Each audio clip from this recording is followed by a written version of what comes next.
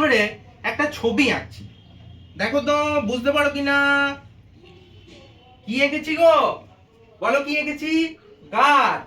গাছের ইংরেজি কি বলো? ট্রি।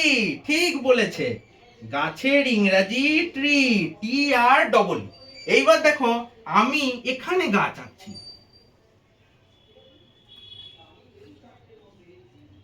কতগুলো আঁকলাম?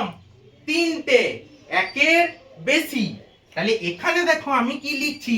ট্রি লিখবো, কিন্তু দেখো একটা এস যোগ করে দিলাম। কেন করলাম?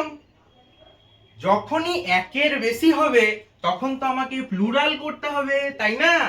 প্লুরাল করব কি করে? এই যে এই ট্রি, দেখো এস যোগ করে দিয়েছি।